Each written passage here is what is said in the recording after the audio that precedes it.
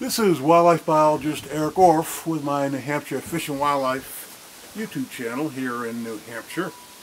Here it is mid-July. Don't forget to hit that like button, by the way.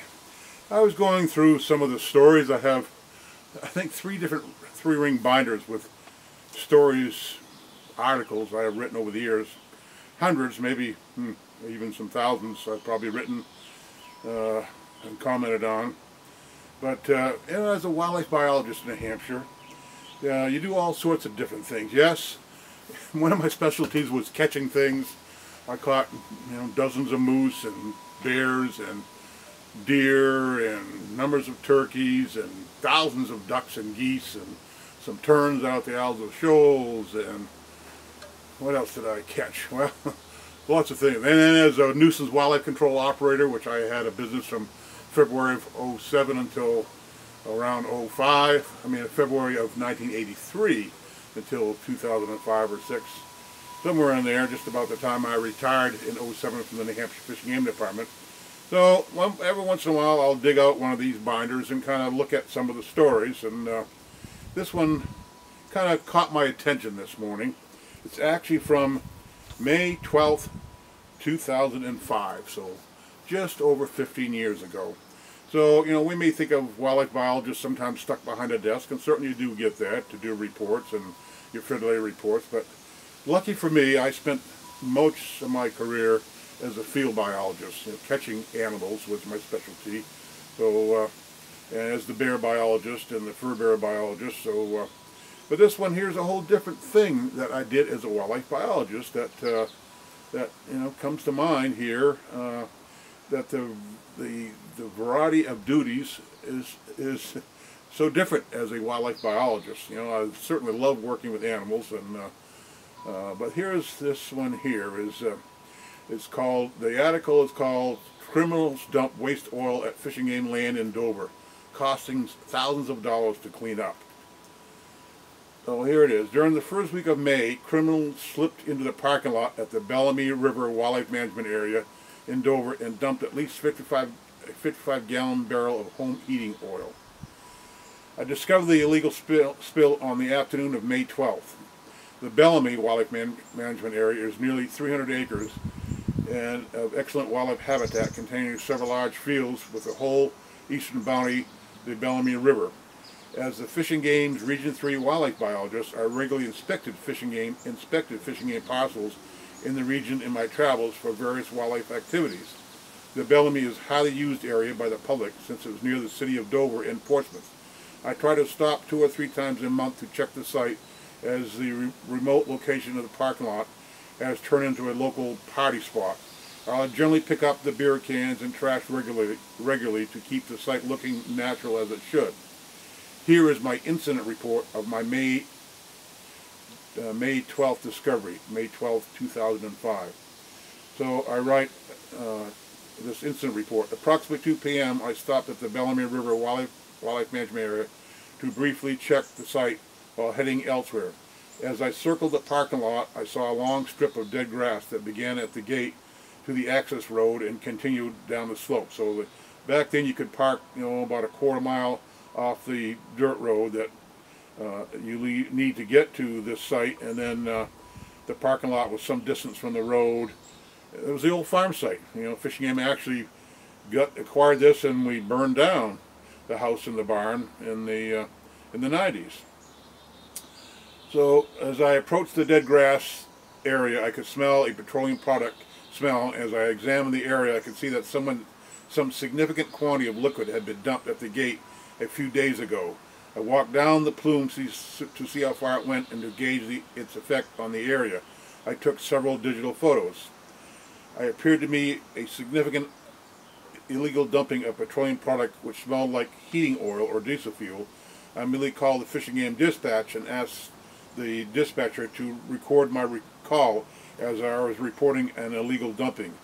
I asked her to transfer me to the engineering division so appropriate steps could be taken to assess the cleanup and clean up the site. I talked to Carol H., and she said she would contact DES and others as needed. Since the material had already seeped into the soil and was not fluid, I did not believe it was an emergency an emergency, I noted. I also called the Region 3 office to leave a message with John N. and Sheree P., as well as the Wildlife Division. Charlie B. and Steve W. were not available, so I asked Linda V. to notify them as soon as practical. About 2:15 p.m., I contacted Conservation Officer Tim McClare and asked him to respond to conduct an investigation of the site. Tim arrived a little after 3 p.m. 3:15 p.m., I note Tim photographed what appeared to be fresh tire tread marks from the potential illegal dumping vehicle. We measured the length of the spill at over 150 feet. Tim will provide an incident report as well. About 3:45 p.m., DES spill response investigator Cheryl M. arrived on the scene to investigate the spill as well.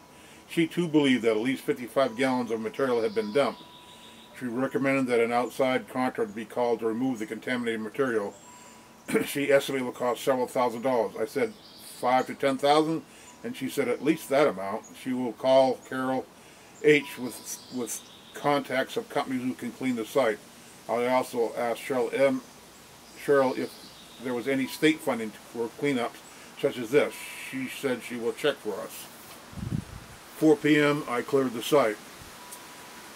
So I go on to say, as this article goes to press, the contractor spent 6 days excavating the contaminated soil and replacing the fill. Since it was light oil, the liquid penetrated deeper into the ground that was first hoped. Consequently, the amount of contaminated soil is higher than expected and is now stockpiled at the site awaiting removal and treatment. No doubt the cost will climb towards the $20,000 mark. Luckily, there is a state emergency oil spill fund that will cover the cost of the cleanup, so it will not have to be paid from fishing game funds. If this was a one-of-a-kind incident, someone dumping at a fishing game site, that would be one thing, but it's not. I recently discovered a huge pile of tires as well as a large container that probably contained an oil product at the Deer Hill Wildlife Management area in Brentwood. Here too, a barrier I had placed across the road, which runs right through a nice wetland, had been removed so that 4x4 trucks can go mudding in the wetlands on this fishing game property. Your fishing game department is one of the largest landowners in the state with 100 tracts of land owned or managed encompassing 30,000 acres. There are also another 156 tracts of land which are state parks and forests, over 158,000 acres. Nearly all of them are open to hunting, as well as fishing, and trapping permits are issued by the Fishing Game Department. There is a desperate need, here's where you come in, my viewers, there is a desperate need for state licensed sportsmen to take a more active role in protecting these lands. Your eyes are needed to catch the criminals who are dumping material on these lands or illegally driving into them. Anyone with information on the criminals who dump the oil at the Bellamy or any other illegal activity on state-owned land should call the Fishing Game Dispatch at 271-3361. So here again, as a wildlife biologist, I paid attention to things, especially fishing game lands, which I regularly checked. As the Region 3 wildlife biologist, I basically covered from the Lakes region, kind of the western boundary of the Region 3 was sort of the Merrimack River. Oh, I spilled over a little bit into Dunbarton and Milford and down that way. But the whole, basically Rockingham, Hillsborough County, Merrimack County, part of Belknap County was all within Region 3. So I would regularly check the fishing game lands. I, helped mark the boundaries and manage them and did recommendations. But so you can see the work of a regional fishing game biologist has many different duties, including looking out for the land that you, the sportsman, own, the fishing game properties that were managed to promote fish and wildlife. And so yeah, the job has a lot of different spins to it. And this particular day, I discovered an illegal oil spill on fishing game lands. So thank you very much. Don't forget to hit that like button, and talk to you later.